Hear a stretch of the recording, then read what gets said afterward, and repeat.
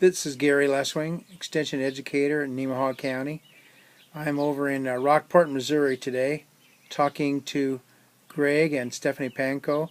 They participated in our Farm Beginnings class several years ago, and now they're involved in kind of a variety of diversified agriculture and growing some animals, raising some animals, and plus their three children. And just going to talk to them today about some of the things you're doing. How you doing, Greg and Stephanie? Doing good, Gary. Well, good to see you guys. I guess you weathered the storm. We had a little storm the last couple days ago, Yep. and did quite a bit of damage in the area. And but seems like you made through it okay. Yes, we did. No fences down. So I guess the question is why? Why are you guys doing what you're doing as far as raising the animals and you like evidently you like what you're doing because you got many kinds of animals and looks like it's something good for providing your kids some opportunity to learn about livestock and jobs and responsibility. Well, Gary, main thing is we like to know where our food comes from. So as you know, as you've seen, that we have a variety of animals to keep us well occupied, and the kids always smiling. It's nice to have a good menagerie of animals because you know everything sells different at different times, and it's always you can always go to make a little more extra money on this side or make a little extra money on this side, but by having so many different animals, and it is well educated for the kids to have diversity in the animals, so they know what each animal does for what it does for us, what it does for the environment, and how it produces what food it does. Actually, the variety of food it produces, not just a carcass, but an egg or a calf or a lamb or a kid, and the value of those animals to us as a family too. So I remember several years ago you were starting out with kind of doing longhorn cows, and yes. I think you had maybe a few sheep Yeah. and chickens as well, and now you've expanded to do several different things. a little bit. Yeah, the longhorns we still have longhorns. We have a nice cross. We use a Tex Monte. It was a Texas Longhorn Mamas and Piedmonte Bulls, which is a nice cross. And as you already seen, we went to goats because goats complement the sheep, which the sheep complement the cows, which we gain more pounds on our grass because you're utilizing the weed whackers and the brush getters on that part of it, and the browsing pretty good too. And then with the chickens and the ducks and the turkeys and the pigs, they clean up hopefully clean up more of the parasites, and each one will complement the other one. And I guess our best one would be the pigs. They're our protectors of the flock. That we keep some of the pigs with the flock, and the cattle and the sheep and the chickens, and seems like it keeps the predators at bay so far anyway.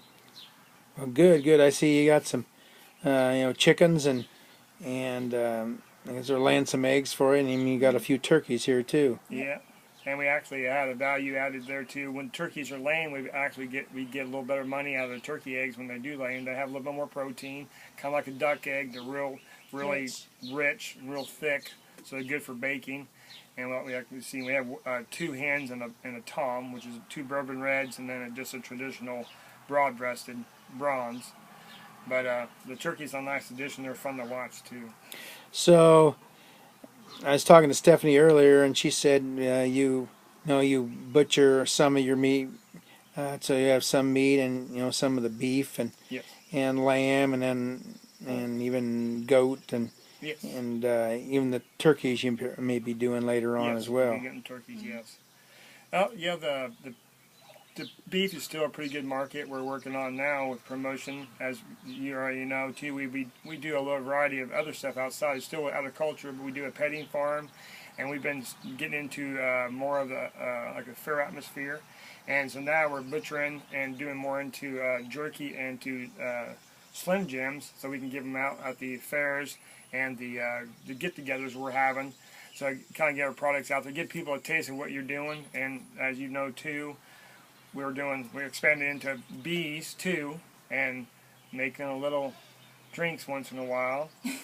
And just toying with different avenues that we can utilize what we have, utilize what we have on the farm, and bring the people to know back to the farm.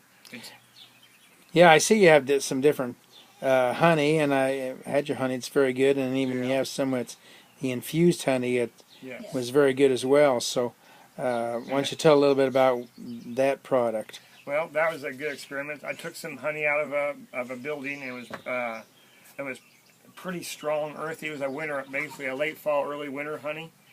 So, I thought I had to do something with it. So I started playing around with it like I usually do with everything else, and started experimenting. And I did some pineapple and infused with pineapple, and that really took off really good, kind of like a pineapple upside down cake. And then I started doing hazelnut,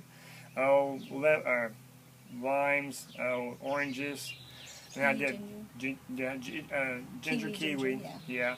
And actually, using it, like we always know, we always go down to another avenue. We're taking from the honey just from the state of what we have, and actually stretching the honey into a syrup, more like a syrup for like ice cream, for coffee, teas. And it seems like the peppermints, and we've been doing a lot of experimenting what flavors people really like.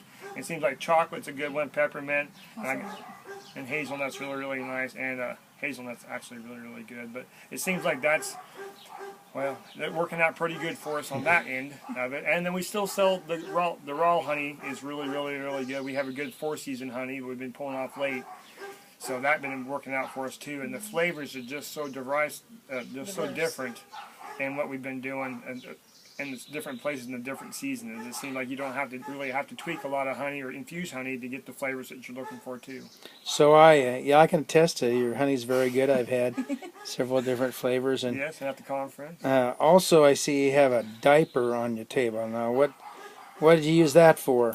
Want to explain that? Well, the kids wanted to bring a orphan a lamb in the house, and we couldn't figure out how we were going to get that little lamb to be potty trained. So Stephanie had some extra diapers, so we cut a little hole in there, and actually it's pretty funny that they really like changing the baby diaper. Like changing the baby diaper. So then we went from there, and we started doing the more advanced inside. So it actually it's kind of a hit with the lambs and the goats and the calves. Either have diapers or depends on, and we put clothes on them, and it's just really cute. The kids just think it's outrageously funny, and just another avenue, a door you can open up and let them people see that livestock are pretty fun. Livestock are just fun in period in farming. You don't have to be a straight thinker. That just comical as hell. It's actually just see people's faces when you see a baby lamb in a diaper running by with his tail in the air.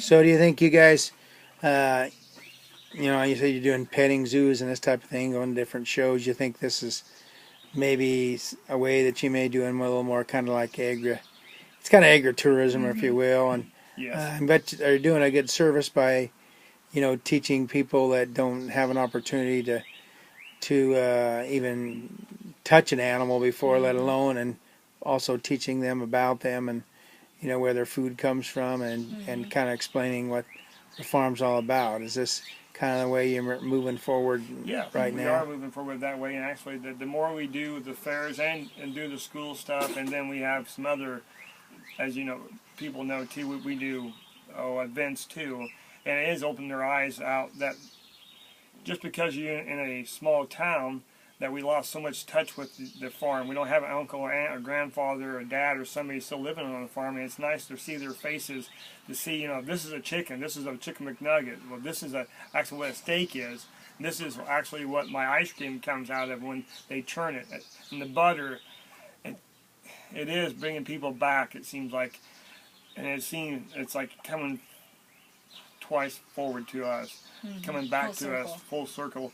Because we actually are selling we sold actually 30 potbelly pigs, and all of them went to homes in the cities. Wow. And they're all for pets, not for eating. Sure. Even though they taste good. That's pretty cool. Well, I appreciate your guys' time today, and I also took several photos as I went around your farm, and I will include that in the blog and talking more. So thanks a lot, Greg and Stephanie, and Thank you, Gary. Look forward to having your blog probably later on next week. Looking forward to it.